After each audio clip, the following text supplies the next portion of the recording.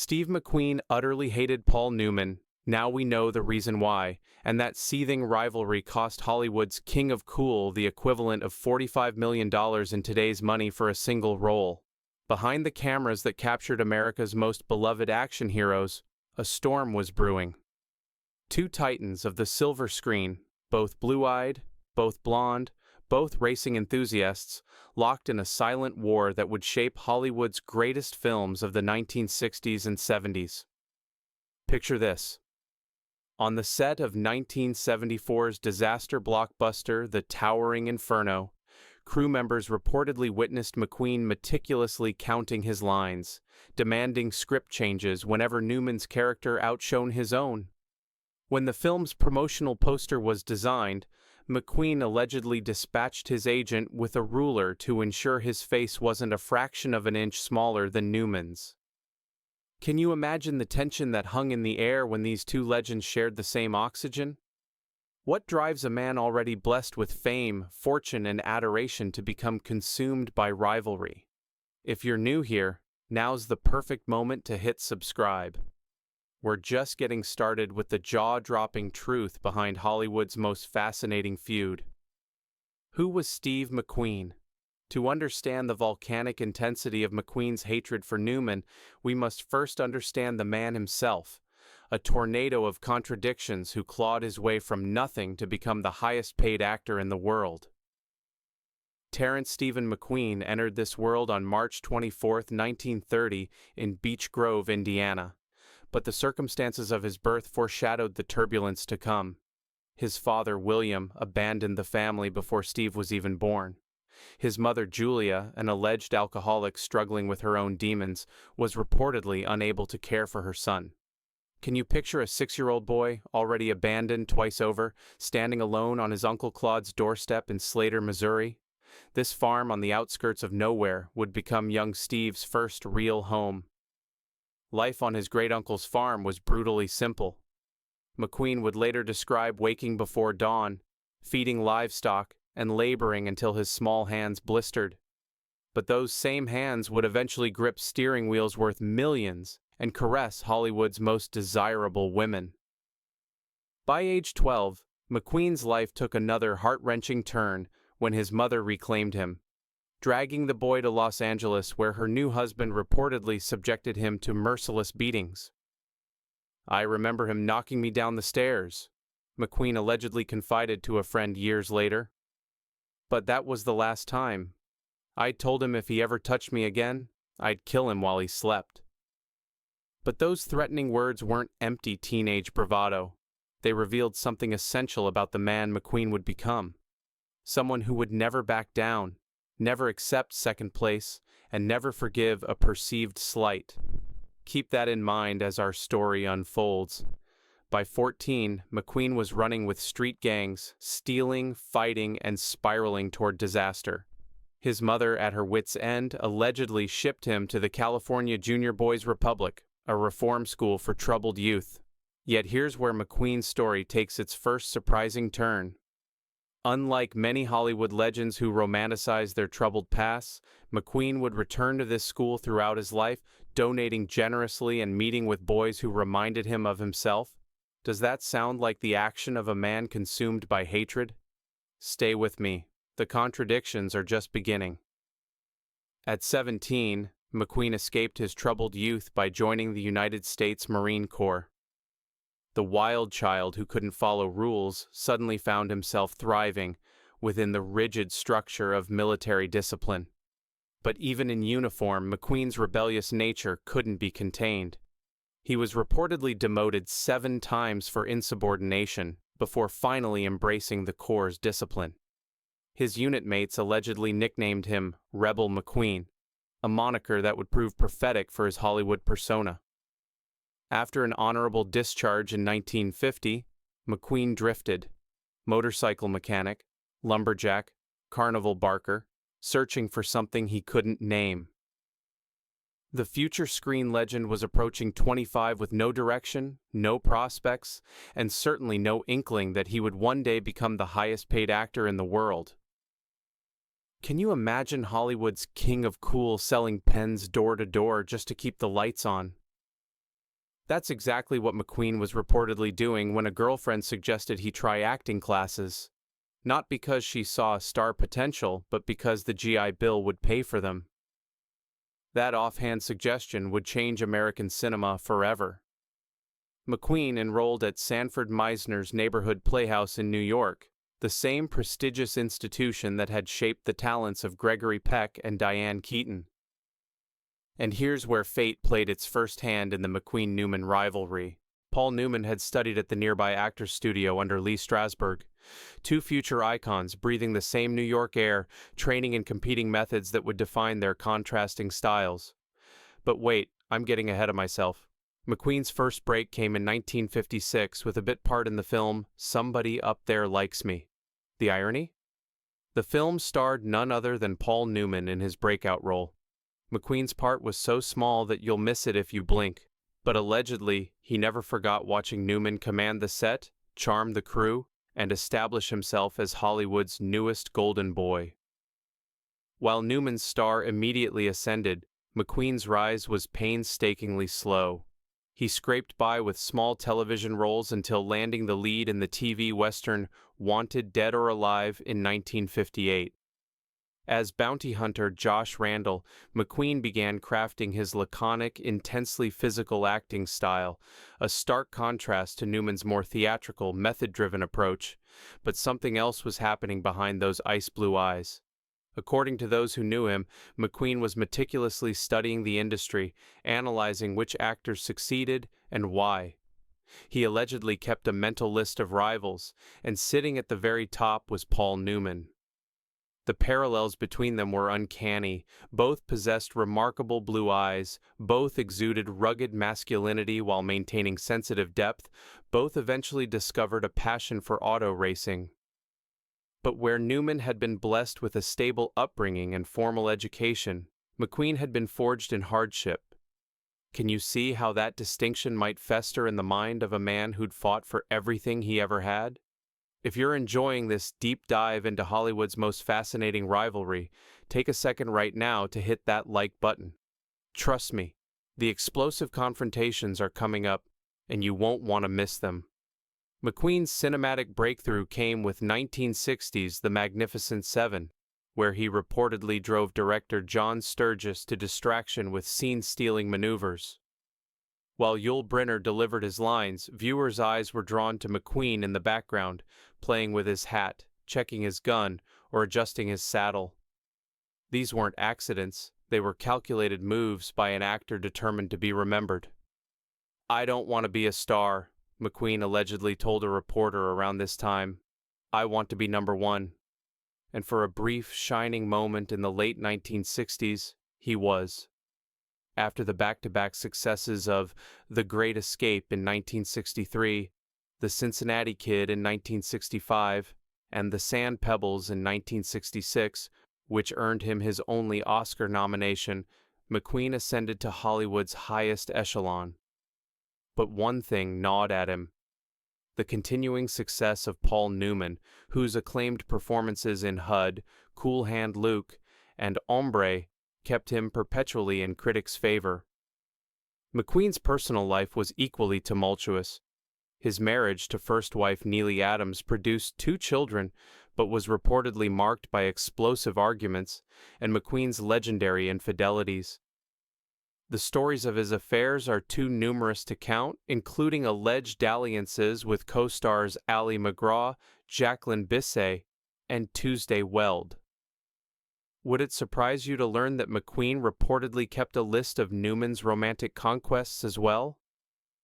According to one production assistant who worked with both men, McQueen would seethe with jealousy when hearing about Newman's famously stable marriage to Joanne Woodward. Steve couldn't understand it, the assistant allegedly recalled.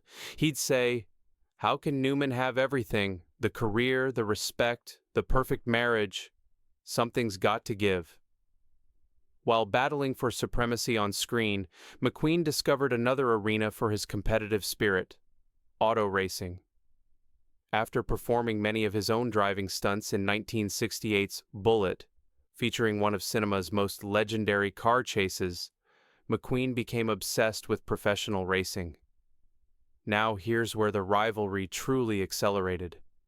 Paul Newman, who had been bitten by the racing bug while filming 1969's Winning, was also pursuing motorsports with increasing seriousness. Two Hollywood titans now competing on tracks as well as at the box office. But there was a crucial difference in their approaches. Where Newman was methodical, patient, and willing to learn from experienced drivers, McQueen demanded immediate success. He reportedly spent millions on the finest equipment and top mechanics, determined to outshine Newman on yet another stage. If you've ever wondered who was the better driver, type Team McQueen or Team Newman in the comments right now. The racing experts among you might be surprised at the answer we'll reveal later. By 1970, McQueen had reached his commercial peak with Le Mans, a passion project centered on the famous 24-hour race. The film nearly bankrupted Solar Productions, McQueen's company, and caused the star immeasurable stress as he fought with directors, producers, and studio executives over his vision. Meanwhile, Newman was basking in the success of Butch Cassidy and the Sundance Kid, a film that, in one of Hollywood's most fateful twists, had originally been offered to McQueen. Wait until you hear why McQueen turned it down. The reason will absolutely floor you, but we'll get to that bombshell in just a moment. McQueen's obsession with authenticity drove him to perform his own stunts whenever possible, resulting in numerous injuries throughout his career. During the filming of The Great Escape, he reportedly broke 3 ribs. On the Sand Pebble set, he narrowly escaped drowning. Newman, by contrast, was known for a more measured approach to physical risk, a distinction that allegedly infuriated McQueen, who viewed it as further evidence of Newman's privileged path. Newman never had to bleed for anything, McQueen reportedly told director Sam Peckinpah. Everything was handed to him on a silver platter. This comment reveals the fundamental misunderstanding at the heart of McQueen's obsession. Newman had indeed worked tirelessly for his success, but McQueen, shaped by his abandoned childhood, could only see the world through the lens of those who had it easy and those who had to fight. And in McQueen's mind, he was forever the fighter, while Newman was forever the golden boy. But here's something you might not know. When filming The Getaway in 1972, McQueen reportedly insisted that his dressing room be exactly 1 square foot larger than the one he'd heard Newman had used on his previous film. If that sounds petty, wait until you hear about the contract negotiations for their eventual on-screen pairing. But first, let's talk about another fascinating quirk in McQueen's psychological makeup. Despite his death-defying stunts and seemingly fearless persona, McQueen reportedly harbored numerous phobias and superstitions. He allegedly refused to fly commercially, insisting on private planes. He was known to carry a lucky coin into every important meeting. And perhaps most tellingly, he reportedly kept a loaded Magnum under his car seat at all times. A man perpetually ready for attack from unseen enemies. Did you catch that subtle Kubrick reference in the previous section? If you did, type Magnum in the comments. I want to see who's really paying attention to these fascinating details. As the 1970s dawned, both actors were at career crossroads. Newman was diversifying, exploring directing, and launching his racing career in earnest. McQueen, having achieved wealth beyond imagination, became increasingly reclusive and selective about roles. But one thing remained constant: his simmering resentment toward the man he viewed as his chief rival. According to McQueen's first wife, Nyla Adams, Steve measured every success against Newman's. If Paul won an award, Steve would be in a black mood for days. If Paul's movie outgrossed his, we'd all suffer for it. But the true explosion was yet to come. Beneath that trademark McQueen smirk lurked an obsession that would cost him millions, damage his legacy, and ultimately reveal the wounded child behind the steely gaze: his pathological jealousy of Paul Newman. Incident number 1: the Butch Cassidy bombshell. 1969 20th Century Fox Studios. The script for Butch Cassidy and the Sundance Kid landed on McQueen's desk with a thud that would echo through Hollywood history. William Goldman's screenplay was universally acknowledged as brilliant, and McQueen was offered the coveted role of Sundance. Studio executives reportedly arranged a meeting with both McQueen and Newman, hoping to cast them as the legendary outlaws in what promised to be a blockbuster buddy film. The potential pairing had producers salivating, America's two coolest actors finally sharing the screen. But when McQueen discovered his name would appear second to Newman's in the credits, he allegedly exploded with rage. "Nobody pays to see the second name on the marquee," McQueen reportedly shouted at his agent. "Either I get equal billing or I walk." And walk he did, straight out of what would become one of the most beloved films in cinema history, leaving the role of Sundance to a then lesser-known Robert Redford. Pride cost McQueen millions, but the grudge was worth more to him than gold. But wait, this rejection was just the opening salvo in a war that would escalate beyond anyone's imagination. Incident number 2. The Le Mans Obsession. 1970, Le Mans Racing Circuit, France. McQueen had poured his soul into Le Mans, a racing film he believed would establish his legacy while simultaneously proving his superior driving skills over Newman. Production was a nightmare from the start. McQueen fired the original director within days, demanded countless script rewrites, and insisted on driving at genuinely dangerous speeds. The budget ballooned to nearly $7.5 million, astronomical for 1970, while McQueen's behavior grew increasingly erratic. Behind the scenes, crew members reportedly heard McQueen obsessing over Newman's racing career. When word arrived that Newman had placed well in a recent amateur race, McQueen allegedly went into a dark spiral. "Newman's playing at being a racer," McQueen reportedly told his mechanic. "I'm actually putting my life on the line. Let's see him try what I'm doing here." The film flopped both critically and commercially, nearly bankrupting McQueen's production company. Yet, in his mind, the failure had a clear cause. The industry's preference for Newman had poisoned audiences against him. Paranoia was replacing rivalry, and McQueen's inner circle grew alarmed. The racing obsession would continue to fuel their feud, but the most explosive confrontation was still to come. Hold on to your seats. This next incident changed Hollywood history. Incident number 3, the Towering Inferno Showdown. 1974, Los Angeles. After years of narrowly avoiding each other at industry events, the inevitable finally happened. McQueen and Newman were cast in the same film, the big-budget disaster epic The Towering Inferno. From the moment contracts were being negotiated, the feud reached absurd proportions. First came the billing battle. McQueen reportedly demanded absolute co-star equality, not just in credit placement, but in every aspect of the production. What followed was perhaps the most meticulously negotiated contract in Hollywood history.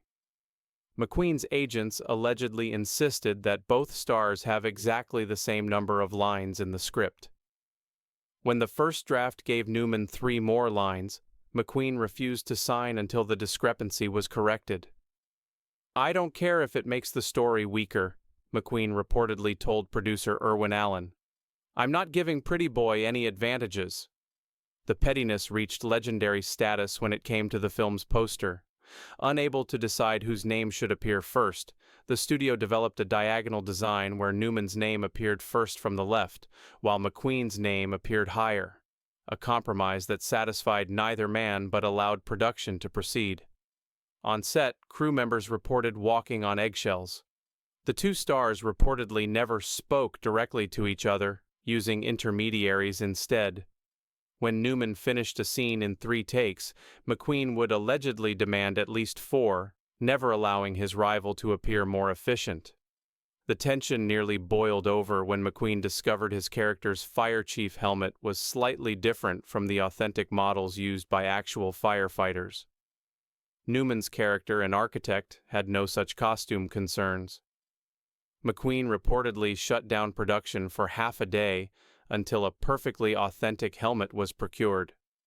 Despite the behind-the-scenes drama, or perhaps because of it, The Towering Inferno became a massive hit, grossing over $116 million worldwide. But the shared success did nothing to thaw the ice between its stars. If anything, it intensified McQueen's fixation. And yet, they were now forever linked in cinema history, a fact that reportedly haunted McQueen until his final days. But the rivalry wasn't finished. Its most poignant chapter was yet to unfold. Incident number 4. The Racing Rivalry Peaks, 1979. Various racing circuits across America. While McQueen's acting career was winding down, Newman's racing obsession was reaching new heights. At 54, Newman was competing professionally and winning races against drivers half his age. McQueen, battling health issues that would later be diagnosed as cancer, could only watch from the sidelines as Newman lived out what had once been McQueen's dream. According to racing journalist David Tremaine, McQueen allegedly attended one of Newman's races incognito, wearing a false beard and sunglasses. Witnessing Newman's standing ovation after a particularly impressive drive, McQueen reportedly left before the ceremony concluded. He just couldn't bear to see Newman succeed where he had failed, Tremaine reportedly wrote. It was the final defeat in their long, one-sided war. By this point, they nearly reconciled. Newman reportedly sent word through mutual friends that he harbored no ill will and would welcome a conversation. McQueen allegedly considered the offer briefly before declining. Pride, that lifelong companion, wouldn't allow him to make peace with the man who had become the symbol of everything he thought he deserved but couldn't quite grasp. This final rejection of potential friendship reveals the true tragedy of McQueen's obsession. But to fully understand it, we need to take a closer look at the object of his decades-long resentment. Who was Paul Newman? A quick portrait. While McQueen was fighting his way out of reform school, Paul Newman was serving in the Navy during World War II. Born in 1925 in Shaker Heights, Ohio, Newman came from a stable, middle-class family, the kind of security McQueen had always craved. After studying drama at Kenyon College and Yale University, Newman established himself as a serious actor in the actor studio tradition. Where McQueen relied on physical intensity and natural charisma, Newman built his characters methodically from the inside out. Their contrasting styles mirrored their lives. McQueen was all instinct and raw nerve. Newman was deliberate and measured. McQueen burned through 3 marriages. Newman and Joanne Woodward remained devoted for 50 years until his death. Perhaps most gallingly for McQueen, Newman seemed genuinely uninterested in their rivalry. When asked about McQueen in interviews, Newman reportedly offered only praise for his fellow actor's talents. This apparent indifference may have stoked McQueen's resentment more than any direct competition ever could. In later years, Newman channeled his celebrity into philanthropy, founding Newman's own food company, and donating over $550 million to charity. Meanwhile, McQueen retreated to his Santa Paula ranch, collecting motorcycles and increasingly isolating himself from the industry that made him famous. The contrasts couldn't be clearer, and for a man like McQueen, these differences weren't just professional divergences, but personal affronts. In November 1980, Steve McQueen died from complications following surgery for mesothelioma. He was just 50 years old. According to those present during his final days, he never mentioned Newman's name, but the shadow of their rivalry had shaped much of his professional life. When news of McQueen's death reached Newman, he reportedly said simply, "We lost a fine actor." If he felt any satisfaction in outliving his so-called rival, he never expressed it.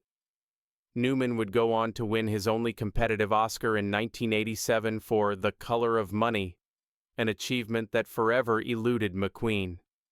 He continued racing well into his 80s, founded a successful IndyCar team, and cemented his legacy as both an actor and humanitarian before his death in 2008. The great irony of McQueen's obsession is that it was entirely one-sided. While he measured every achievement against Newman's, Newman was looking elsewhere, Toward his family, his racing, his philanthropy. Perhaps the most powerful lesson from this Hollywood vendetta is how perception shapes reality. McQueen, scarred by childhood abandonment, saw enemies and competitors at every turn. Newman, secure in himself, saw potential friends and collaborators. Their feud wasn't really about billing or box office or racing victories. It was about two fundamentally different ways of moving through the world. And in that sense, perhaps there were no winners or losers after all. Who do you think was ultimately right in this legendary Hollywood standoff? Was McQueen justified in his competitive drive, or was Newman's apparent indifference the healthier approach? Drop your thoughts in the comments below. I read every single one. If you enjoyed this deep dive into Hollywood's most fascinating feud, smash that subscribe button and hit the notification bell. Next week, we're uncovering the shocking truth behind another silver screen rivalry that changed cinema forever. And remember, in Hollywood as in life, our greatest opponents are often reflections of what we fear in ourselves.